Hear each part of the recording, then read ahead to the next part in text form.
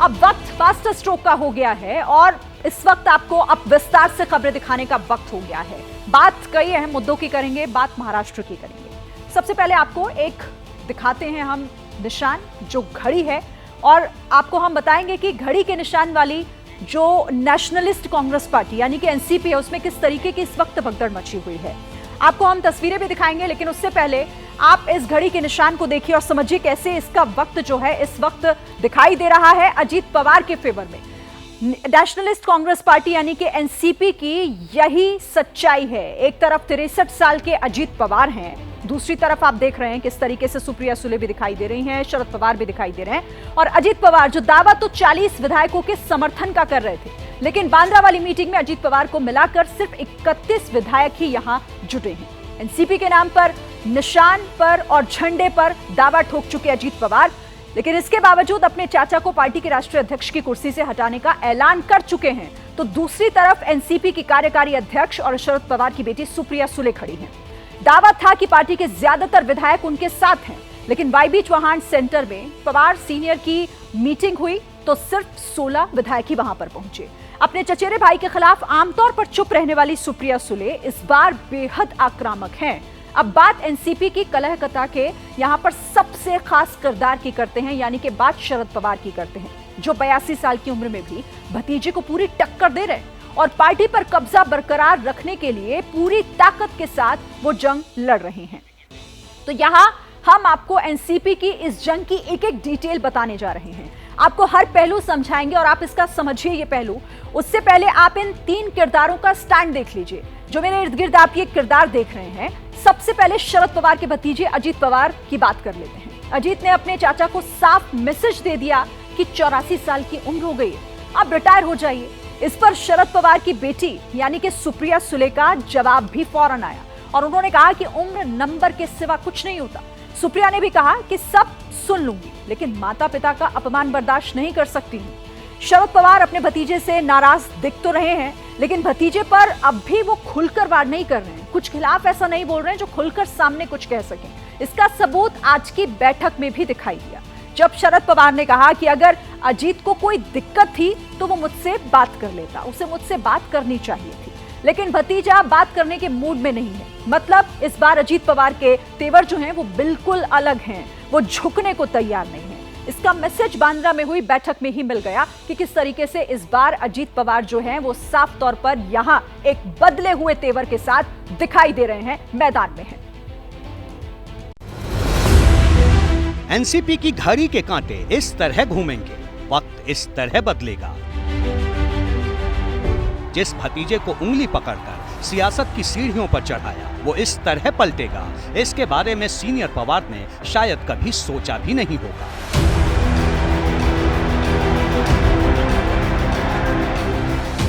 लेकिन समंदर से उठती उमस भरी हवा के बीच भतीजे ने चाचा का सारा कंफ्यूजन दूर कर दिया।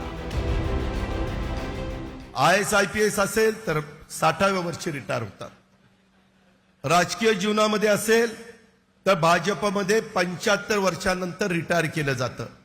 त्याच्यानंतरच्या काळामध्ये आता नवीन पिढी पुढे येते. तुम्ही आशीर्वाद द्या ना. चुकलं तर सांगा ना, अजित तुझं हे चुकलं.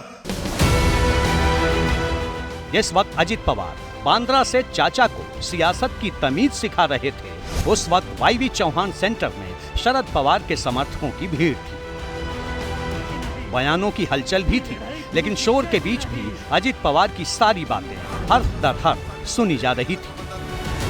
कैमरे की नजर में भतीजे की बैठक का पलड़ा भारी और चाचा के मन से रौनक लापता नजर आ रही थी। चाचा थके थके दिख रहे थे, लेकिन भतीजा जोश में इतिहास के पन्ने पलट रहा था। त्याच्यानंतरच्याही काळामध्ये आपलं 2004 ला सगळ्या भुजबळ साहेबांच्या नेतृत्वाखाली, आर पाटलांच्या नेतृत्वाखाली एवढं चांगलं काम आपण केलं की आपले 71 आमदार आले. काँग्रेसचे 69 आमदार आले. दिल्लीमध्ये प्रफुल्ल पटेल साहेब हे सगळे प्रमुख नेते होते. ये दूसरा मौका है जब अजीत पवार ने 2004 में लिए गए फैसले के लिए शरद पवार को भरे मन से घेरने की कोशिश की।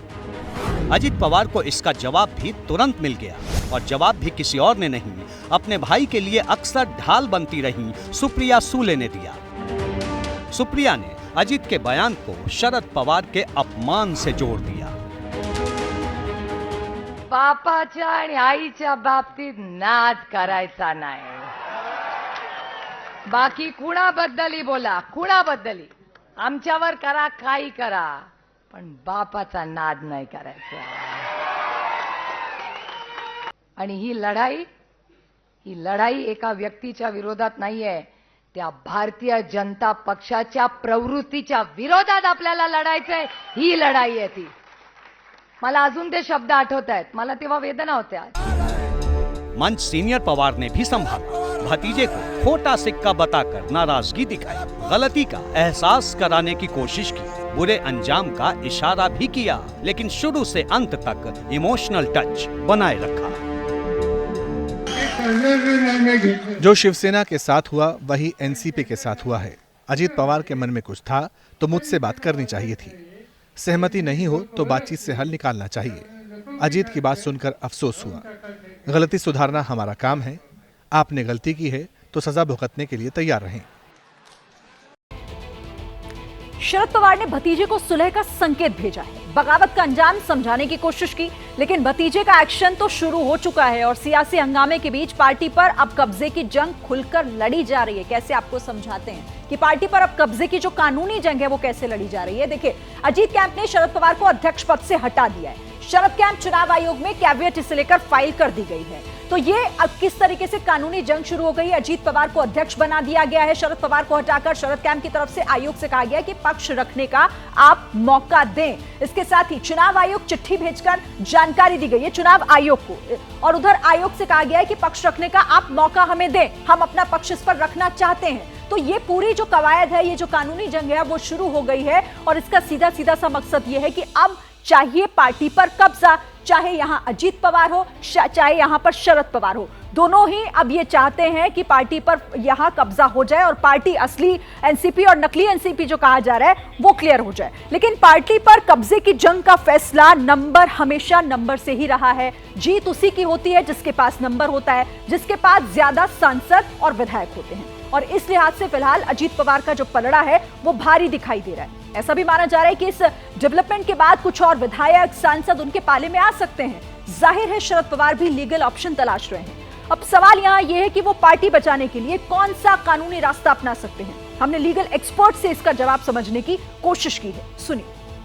जो शरद पवार का पक्ष है वो अगर कोर्ट में जाते हैं इस स्टेज पे, मेरा मानना है कि कोर्ट इस स्टेज पे इंटरफेयर नहीं करेगी, क्योंकि election symbol allotment reservation and allotment order है 1968 का, जिसके तहत एक्सक्लूसिव और फर्स्ट राइट जो है इलेक्शन कमीशन के पास दिया हुआ है, जुरिस्डिक्शन जो है इलेक्शन कमीशन के पास है, वो डिसाइड करती है कि किस फैक्शन को सिंबल का अधिकार है।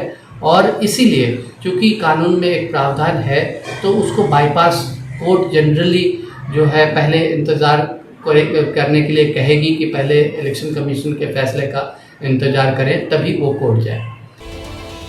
जाहिर है कि पार्टी बचाने के लिए शरद पवार भी कानूनी विकल्पों पर विचार कर ही रहे हैं। लेकिन इस बीच महाराष्ट्र की सत्ता में एनसीपी की एंट्री से शिवसेना बहुत खुश नजर नहीं आ रही है। बीजेपी तो इस मामले में पूरी तरीके से खामोश है ही, लेकिन शिवसेना कह रही है कि नाराजगी बीजेपी में भी बनी हुई है।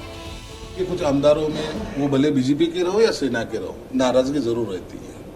उनको लगता है कि भाई अब ये जो आए तो सत्ते में हिस्सेदारी उनको मिली है, तो कहीं ना कहीं अपने को थोड़ा सा साइड ट्रैक किया गया है, ये वो भी मानते हैं। लेकिन सीएम ने और डीसीएम ने बोला है कि ऐसा कुछ होगा नहीं, आपको सबको न्याय दिया जाए। वो जो अभी 9 कैबिनेट उनको दिए गए, तो जायज़ है कि वो 9 कैबिनेट में के कुछ कैबिनेट तो सेना बीजेपी पे जाएंगे ना, तो वो कम तो जरूर हुए, और उसका थोड़ा सा नाराजगी उसी वजह से है। इस तरह से अजीत पवार को लाया गया है, कोई ज़रूरत नहीं थी।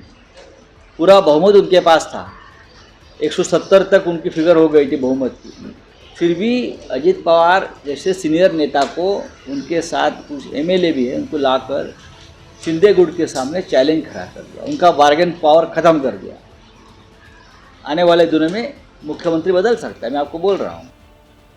तो खलबली मची हुई है और इन सबके बीच सीनियर पवार बेहद सधे हाथ से पत्ते चल रहे हैं। वो कल यानी कि 6 जुलाई को सुबह 10 बजे मुंबई से दिल्ली रवाना होने वाले हैं। वहां एक महत्वपूर्ण बैठक होनी है। आपको समझाते हैं कि किस तरीके से अब एक्शन की जो तैयारी है वो शरद गुट की भी तरफ से की जा रही है। देखिए 6 जुलाई राष्ट्रीय कार्यकारिणी की बैठक होनी है और इस बैठक में कौन कौन शामिल होगा तो आप यहां पर देखिए, शरद पवार, जयंत पाटिल, सुप्रिया सुले, जितेंद्र आव्हाड, एनसीपी के जो सांसद हैं वो इसमें शामिल होंगे। 6 जुलाई को यह कार्यकारिणी की बैठक होनी है और इसी के साथ इसमें एजेंडा क्या होगा, बैठक में किन किन बातों पर चर्चा होगी, चुनाव चिन्ह जिन पर दोनों गुट अब दावा ठोक रहे हैं, पार्टी की संपत्ति और कानूनी एक्शन क्या लिया जा सकता है, ये वो तमाम मुद्दे होंगे। यानी कि बैठक का ये 3 पॉइंट्स में आप एजेंडा समझिए जिसको लेकर ये कार्यकारिणी की बैठक होनी है और ये वो महत्वपूर्ण चेहरे हैं जो बैठक का हिस्सा होंगे और वो ये तय करेंगे कि आप देखिए इतनी खलबली जो मची हुई है उसका अंत किस तरीके से करना है, आगे एक्शन क्या लेना है।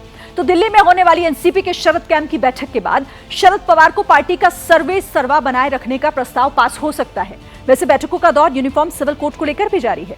ना अभी कोई ड्राफ्ट आया, ना किसी तरह का कोई सरकारी दस्तावेज है, लेकिन बावजूद इसके पूरे देश में समान नागरिक संहिता पर जोरदार बहस जारी है। इन सबके बीच एक बड़ा डेवलपमेंट ये हुआ है कि all India Muslim personal law board ने यूसीसी के खिलाफ बायकॉट वाली मुहिम शुरू कर दी है और बाकायदा इसे लेकर एक लेटर जारी कर दिया है। यूसीसी पर घमासान का मीटर क्या कहता है, ये रिपोर्ट देखिए और समझिए।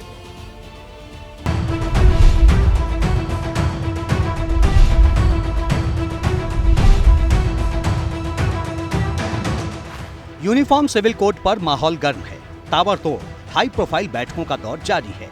कुछ घंटे पहले यूसीसी पर उत्तराखंड के सीएम पुष्कर सिंह धामी ने प्रधानमंत्री नरेंद्र मोदी से मुलाकात की। पीएम आवास पर करीब 2 घंटे तक यूसीसी पर मंथन हुआ।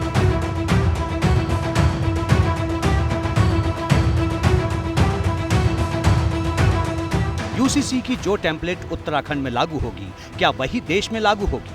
प्रधानमंत्री नरेंद्र मोदी से मीटिंग के बाद सीएम धामी ने इसके कैसे सिग्नल दिए थे, ये भी जानिए। यूसीसी का अभी ड्राफ्ट हमको मिला नहीं है। ड्राफ्ट मिलने के बाद उस पर पहले आकलन होगा, उस पर विधि के जो हमारे भी विशेषज्ञ हैं, विधि विभाग है, वो सभी लोग उसका आकलन करेंगे, उसके बाद आगे बढ़ेंगे।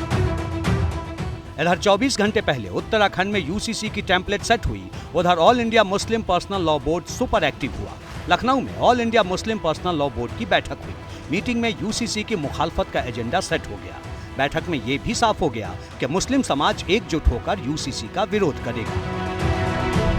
मुस्लिम पर्सनल लॉज हमारी शरीयत का एक अटूट हिस्सा है जिसकी की जड़ और बुनियाद कुरान और हदीस है और अपने मुल्क के कॉन्स्टिट्यूशन में हर शहरी को अपने मज़हब पर अमल करने का पूरा इख्तियार दिया है और उसको फंडामेंटल राइट करार दिया है। लिहाजा सब मुसलमान ये चाहते हैं कि हमारा जो ये हक़ है, जो बुनियादी हक़ है, ये बरकरार रहे। करीब 3 घंटे all India Muslim personal law board की बैठक चली। बैठक के फौरन बाद यूसीसी के खिलाफ all India Muslim personal law board की तरफ से एक लिंक जनरेट किया गया जिसमें यूसीसी के विरोध की लाइनें पहले से मौजूद हैं। इधर all India Muslim personal law board ने विरोध का खाका रिलीज किया।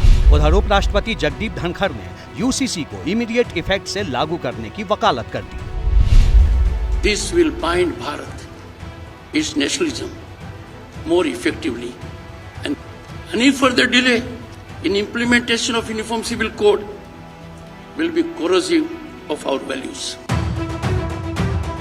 मुस्लिम पर्सनल लॉ बोर्ड यूसीसी की मुखालफत क्यों कर रहा है, ये समझ लीजिए। उसका दावा है कि यूसीसी के प्रावधान मुस्लिम पर्सनल लॉ बोर्ड और शरीयत के कानून के तहत नहीं है। ऐसे में यूसीसी का विरोध जायज है। दलील ये दी गई कि मुस्लिम पर्सनल लॉ बोर्ड शरीयत पर आधारित है, इसलिए कोई भी मुसलमान उसमें किसी भी तरीके के बदलाव को मंजूर नहीं करेगा। लेकिन केरल के गवर्नर का शरीयत पर क्या कहना है, ये भी सुन लीजिए। बादशाहों को अपनी सल्तनत चलाने के लिए कोई कानून चाहिए, लिहाजा बहुत सारे लोगों ने आगे बढ़कर कानून लिख दिए। आज हमारे जो लोग अपने आप को उलमा कहते हैं, वो इंसानों के लिखे हुए उस कानून को जो बादशाहों की ज़रूरत पूरी करने के लिए लिखा गया था, उसे उन्होंने नाम दे दिया शरीयत। All India Muslim personal law board UCC के खिलाफ है, लेकिन मुस्लिम बोर्ड से मुस्लिम महिलाएं कितनी मुतमईन हैं, इसकी नब्ज एबीपी न्यूज पर यूसीसी पर हुई सबसे बड़ी बहस में हमने टटोलने की कोशिश की। आखिर मुस्लिम महिलाएं यूसीसी पर किसके साथ खड़ी हैं, ये भी जानिए। मैं समझती हूँ हमारी बहुत सीरियस ज़रूरत है इस टाइम पर इसकी। और यूसीसी के टाइम पे ना एक हमारा आर्टिकल 14 राइट टू इक्वालिटी, उसको जीने के लिए, उसको पाने के लिए एज मुस्लिम महिला मुझे यूसीसी बहुत ज़रूरी चाहिए। मुस्लिम महिलाओं के बारे में शिरीन कभी बात नहीं होती थी, आप याद करिए। अगर मैं बहुत साल पुरानी भी बात करूं तो मैंने कभी मुस्लिम बहनों का तो नाम भी नहीं सुना था, मेरे कान में भी नहीं आता था कि उनका कोई अधिकार है। उन संपत्ति तो छोड़ दीजिए, वैसे ही जीवन में, आम जीवन में भी मुस्लिम बहनों का कभी आपने नाम सुना था शिरीन? जी नहीं। अब इनके पेट में दर्द सिर्फ इस बात का है, वो 4 औरतें जो ये आराम से ले आया करते थे, उसका क्या होगा? मुस्लिम महिलाएं यूसीसी की वकालत करती हैं, उन्हें यूसीसी में कोई दिक्कत नजर नहीं आती। लेकिन क्या जैसी राय, जैसा नजरिया मुस्लिम महिलाओं का है, उससे भाईजान भी मुतमईन है? इसका जवाब भी एबीपी के स्पेशल डिबेट शो में ही मिल गया। मैं समझता हूँ अभी जितनी बातें हो रही हैं वो हवा में सिर्फ हो रही हैं, और शायद 2024 के चुनाव को सामने रखकर पोलराइज करने के लिए स्पेशली मुस्लिम को जो है वो टारगेट किया जा रहा है। सब्र नहीं हो सकता तो मोदी जी जिस तरीके से नोटबंदी का ऐलान कर दिया 8 बजे, वैसे ही खड़े हुए 8 बजे ऐलान कर दें कि कल से यूसीसी लागू हो गया, क्या फर्क पड़ता है? साफ है, यूसीसी की राह जितनी आसान मानी जा रही है उतनी दिख नहीं रही।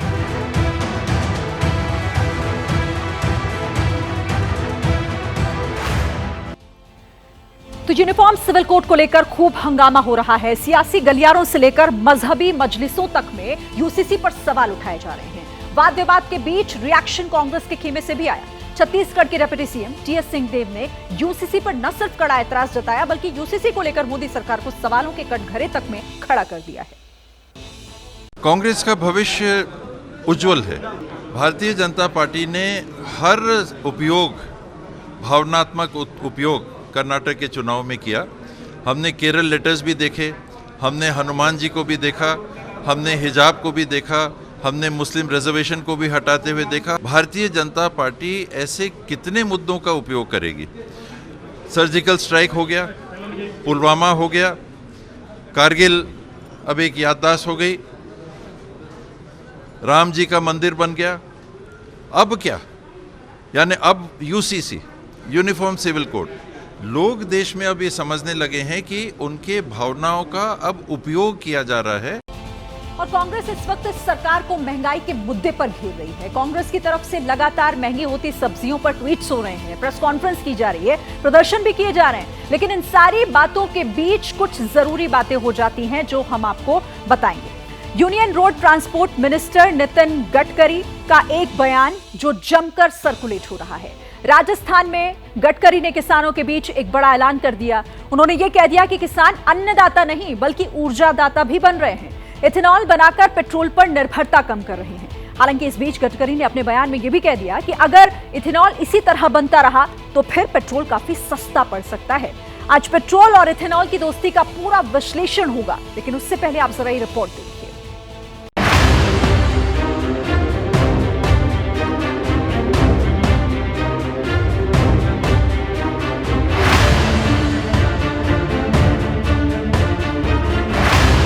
क्या चुनाव से पहले पेट्रोल सस्ता हो जाएगा?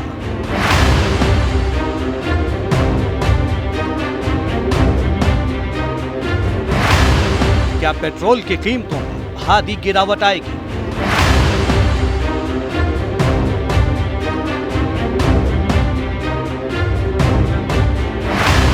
क्या सिर्फ 15 रुपए लीटर के हिसाब से पेट्रोल मिलने लगेगा?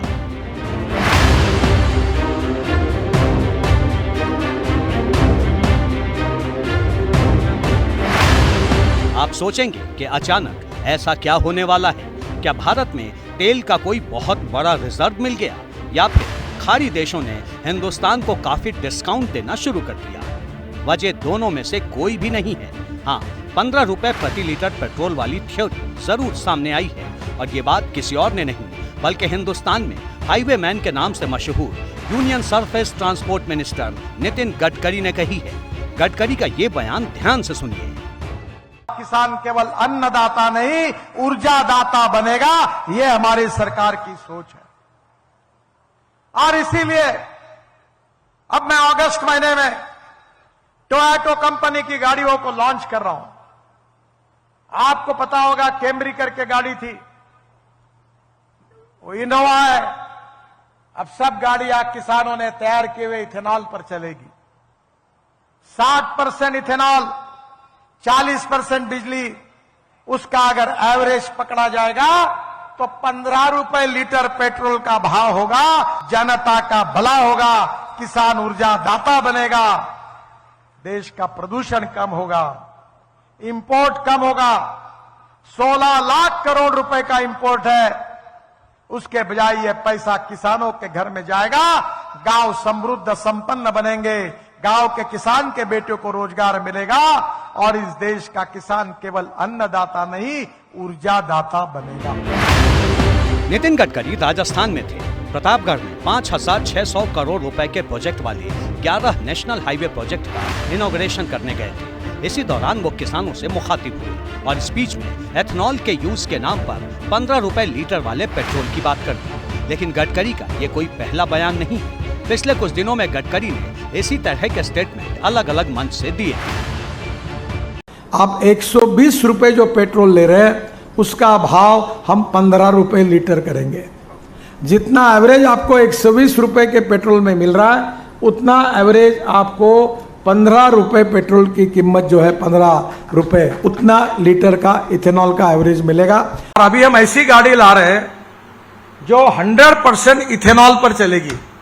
उसके पंप खोल रहे हैं, नागपुर में शुरुआत कर रहे हैं। बजाज, टीवीएस और हीरो की स्कूटर 100% इथेनॉल पर। और वो कैमरी करके गाड़ी थी टोयोटो की, मैं अगस्त में लॉन्च कर रहा हूं गाड़ियां टोयोटो की, 100% इथेनॉल पर 40% बिजली तैयार करेगी। इसका मतलब गडकरी कह रहे हैं कि एथनॉल पर जो गाड़ी चलेगी उससे पेट्रोल की बचत होगी और गाड़ी का एवरेज ऐसा आएगा जिससे कस्टमर को लगेगा कि उसकी गाड़ी में पेट्रोल 100 रुपए लीटर नहीं बल्कि 15 रुपए लीटर के हिसाब से पड़ा है। गडकरी कह रहे हैं कि हवाई जहाज का ईंधन भी किसान बना रहा है, आगे इसका और विस्तार होगा। CSIR और सेंट्रल रिसर्च रोड ऑर्गेनाइजेशन ने संशोधन किया है कि जो परली है, परली से डांबर तैयार होगा। पानीपत में परली से इथेनॉल तैयार हो रहा है और एविएशन फ्यूल, हवाई जहाज चलने के लिए जो ईंधन लगता है वो भी किसान बना रहा है। यही हमारे सरकार की कमाल है। स्पाइस जेट का विमान देहरादून से दिल्ली हमने किसानों ने तैयार किए हुए ईंधन पर लाया। इसमें कोई शक नहीं कि मोदी सरकार में नितिन गडकरी ऐसे मंत्री हैं जिनका काम दिखता है, नजर आता है। देश में हाईवे का जाल बन चुका है, सड़कों में सुधार हो रहा है, हाईवे की क्वालिटी सुधरी है। मगर जब गडकरी 15 रुपए लीटर पेट्रोल की बात करते हैं तो सवाल है कि आखिर वो दिन आएगा कब जनता को महंगे पेट्रोल से राहत मिलेगी? क्या सरकार ने इसकी कोई टाइमलाइन सेट की है? और सवाल तो एथनॉल की फिजिबिलिटी का भी है। क्या वाकई पेट्रोल के बदले देश एथनॉल पर दौड़ेगा? क्या इतनी बड़ी क्वांटिटी में एथनॉल पैदा हो रहा है? इनके ठोस जवाब जनता को दिए जाने चाहिए। अब देखिए, कई लोगों के मन में सवाल यह भी है कि आखिर एथेनॉल है क्या, ये कैसे बनता है और इसका इस्तेमाल कार या फिर दूसरे व्हीकल्स चलाने में फ्यूचर फ्यूल की तरह कैसे हो सकता है। हम आपको समझाते हैं। इथेनॉल एक तरह का अल्कोहल है जिसे पेट्रोल में मिलाकर गाड़ियों में फ्यूल की तरह इस्तेमाल किया जा सकता है। इथेनॉल का प्रोडक्शन गन्ने की फसल से होता है, यानी जब गन्ने के रस को निचोड़ा जाता है तो उसके रेसिड्यू से इथेनॉल का उत्पादन होता है। इसे बायोफ्यूल कहा जाता है। वैसे इथेनॉल को चावल, जौ, मक्का से भी प्रोड्यूस किया जा सकता है। केंद्र सरकार का फोकस है कि गाड़ियां पेट्रोल की बजाय इथेनॉल से चलें और इसके लिए सरकार ने पेट्रोल और इथेनॉल की ब्लेंडिंग शुरू कर दी है। दावा है कि अभी 90% पेट्रोल और 10% इथेनॉल की ब्लेंडिंग हो चुकी है। साल 2025 तक सरकार का टारगेट है कि ईंधन ऐसा हो जिसमें 80% पेट्रोल और 20% इथेनॉल ब्लेंड हो। केंद्रीय मंत्री नितिन गडकरी का इसे लेकर यह कहना है कि वो तो 60% इथेनॉल और 40% इलेक्ट्रिसिटी से गाड़ियां चलाना चाहते हैं, लेकिन फिलहाल 20% इथेनॉल और 80% पेट्रोल की रियल सिचुएशन यह है कि भारत में ethanol production capacity 947 crore litre है, जबकि सरकार का जो टारगेट है वो ये है कि 2025 तक ये नंबर 1016 करोड़ लीटर होना चाहिए। इथेनॉल पर शिफ्ट होने का पहला असर ये हुआ है कि इससे 318 lakh metric tonne carbon dioxide के उत्सर्जन में कमी आई, यानी कि सीधे सीधे से प्रदूषण कम हुआ है। रिपोर्ट्स की माने तो रिपोर्ट्स के मुताबिक सरकार का लक्ष्य है कि 14,000 करोड़ की लागत से कम 12 बायो रिफाइनरी स्थापित की जाए ताकि वहां पेट्रोल और इथेनॉल को ब्लेंड किया जा सके।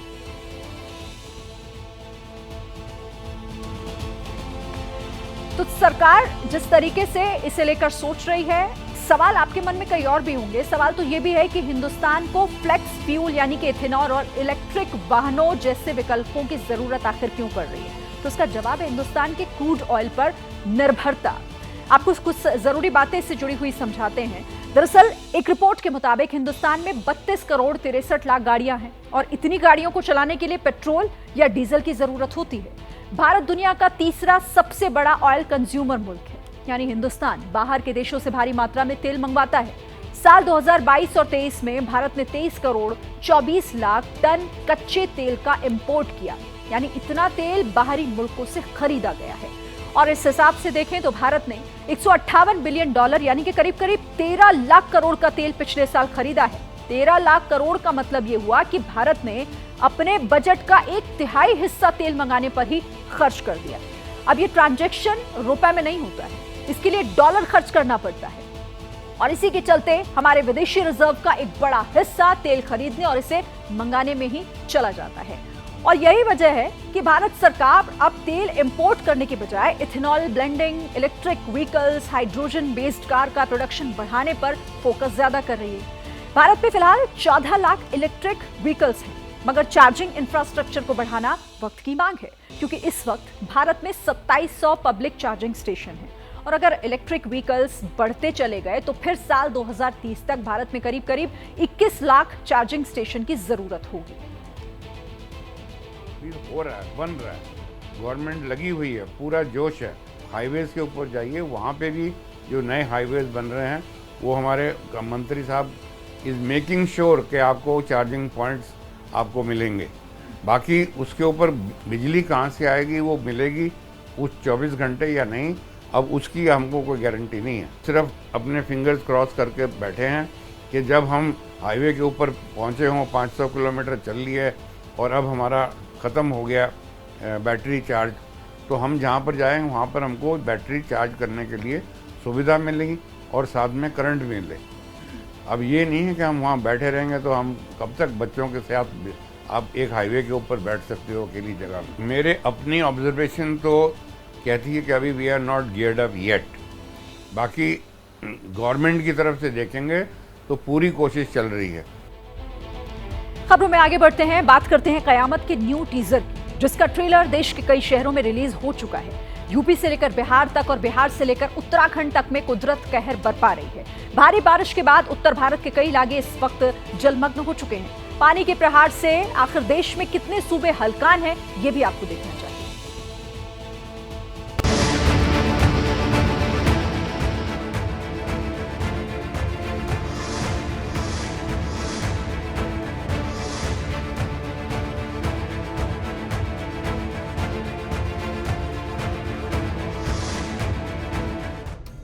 हिमाचल प्रदेश के ऊना में भारी बारिश की वजह से घरों और दुकानों में पानी घुस गया। नाले और नदियां उफान पर आ गई हैं। ये तस्वीरें डराने वाली हैं। देखिए कैसे सैलाब की चपेट में एक कार आ गई। पानी का बहाव इतना तेज था कि कार ने जल समाधि ले ली। शहरी और ग्रामीण इलाकों में कई नालों में अचानक बाढ़ आ गई। ऊना में कई सड़कों और चौराहों पर पानी जमा हो गया, जिससे वाहनों की आवाजाही बाधित हो गई।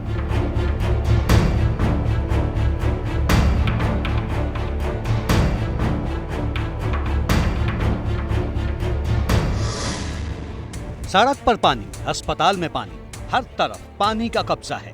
तस्वीरें बिहार के दरभंगा की हैं, जहां सैलाब ने दरभंगा मेडिकल कॉलेज में डेरा जमा लिया है।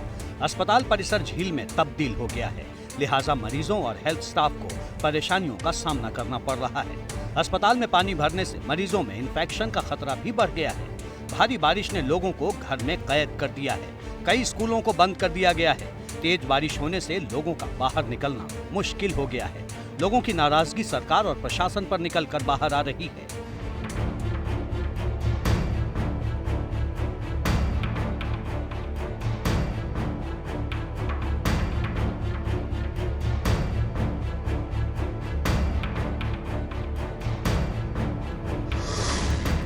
हरिद्वार में कांवड़ मेले की शुरुआत के साथ ही बड़ी संख्या में यहां पहुंचे कांवड़िए गंगा स्नान के लिए आए हैं। मेले की शुरुआत में ही 4 कांवड़िए गंगा का जल स्तर बढ़ने और तेज बहाव के चलते एक टापू पर फंस गए। घाटों पर तैनात पुलिस के जवानों ने चारों कांवड़ियों को बचा लिया। वहीं कांगड़ा पुल के पास एक कांवड़िया गंगा नदी में नहाते समय अचानक तेज बहाव की चपेट में आकर डूबने लगा। मौके पर मौजूद एसडीआरएफ की टीम ने युवक को बचा लिया। कांवड़ियों से पुलिस प्रशासन ने अपील की है कि गंगा का बहाव तेज है, इसलिए वो गंगा की रेलिंग के अंदर ही नहाएं। गंगा के तेज बहाव में तैरना बिल्कुल सुरक्षित नहीं।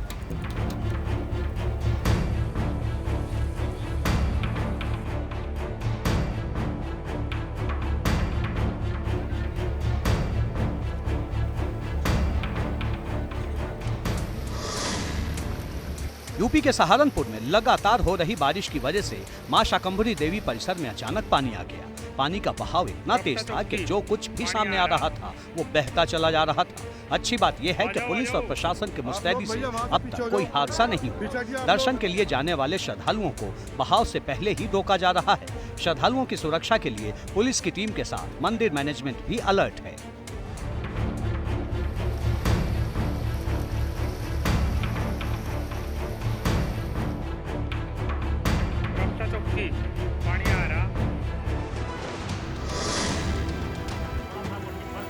बिहार के सुपौल में मूसलाधार बारिश से घरों दुकानों में पानी घुस गया।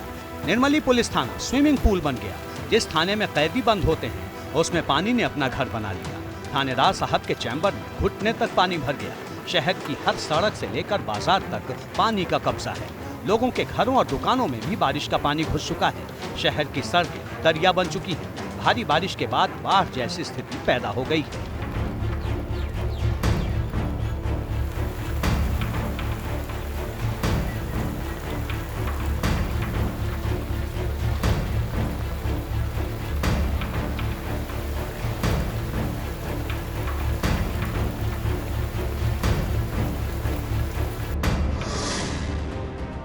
केरल के तिरुवनंतपुरम में भारी बारिश के बाद 12 जिले अलर्ट पर हैं। वलियाथुरा के कोस्टल एरिया में जलस्तर लगातार बढ़ रहा है। टीवी स्क्रीन पर दिख रही तस्वीरें डरावनी हैं। सैलाब के रौद्र रूप ने सबकी चिंता बढ़ा दी। प्रशासन ने लोगों से अपील की है कि वो तटीय इलाकों में न जाएं।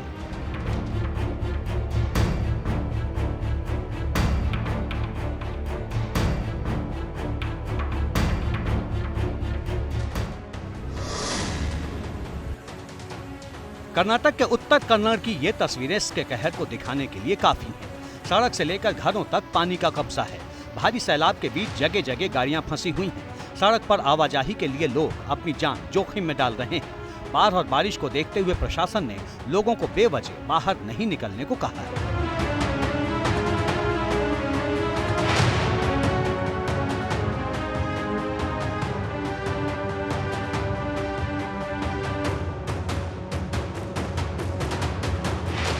बात अमेरिका से आई चौंकाने वाली एक रिपोर्ट की जो कहती है कि दुनिया का टेम्परेचर तेजी से बढ़ रहा है और 3 जुलाई दुनिया में सबसे गर्म दिन रहा। दुनिया के कई ऐसे देश हैं जहां सर्दियों में भी भीषण गर्मी पड़ रही है। आखिर मौसम के इस मिजाज को साइंटिस्ट क्यों खतरनाक मान रहे हैं, ये भी आपको जरूर जानना चाहिए।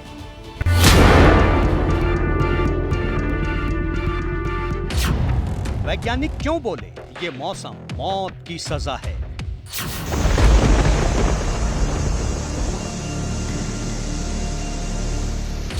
7 साल बाद कुदरत का डबल प्रहार कैसे दिखा?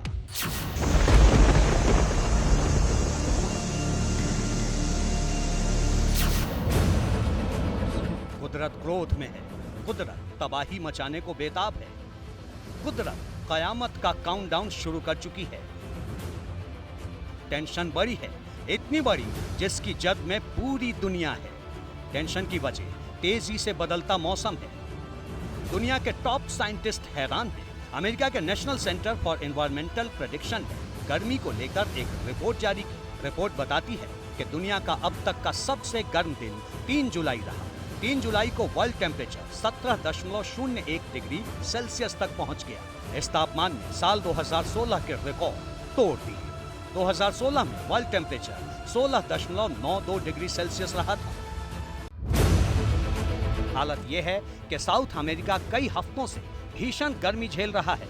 इसके अलावा चीन में भी लोग गर्मी की मार झेल रहे हैं। चीन में पारा 35 के पार है। वहीं उत्तरी अफ्रीका में तापमान 50 डिग्री सेल्सियस के करीब दर्ज किया गया है। परेशान करने वाली बात यह है कि जहां सर्दियों का मौसम है वहां भी गर्मी महसूस की जा रही है। वैज्ञानिक इसे ग्लोबल वार्मिंग का नतीजा मान रहे हैं। मौसम के इस बदलते अंदाज को साइंटिस्ट मौत की सजा करार दे चुके हैं। और अब बात मौसम की कर लेते हैं। राजस्थान के सीकर में भारी बारिश की वजह से इस वक्त बाढ़ जैसे हालात हैं। शहर में जगह जगह पानी भर गया है। नवलगढ़ और रामपुरा में कई घरों में भी पानी घुस गया है। भारी बारिश की वजह से इमारत का टीपी प्लांट ढह गया। टीपी प्लांट में गिरने की वजह से कई गाड़ियां जो नीचे थी वो टूट फूट गई। तस्वीरें आपके सामने हैं। राजस्थान का सीकर इलाका किस तरीके से सड़कों पर बाढ़ जैसी स्थिति देखने को मिल रही है।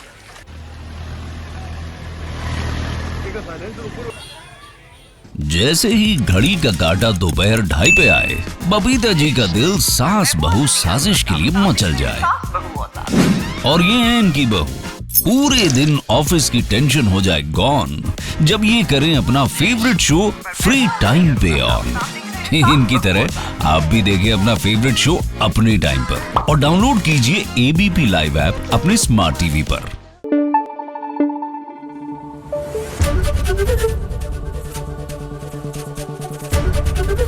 एबीपी न्यूज आपको रखे आगे।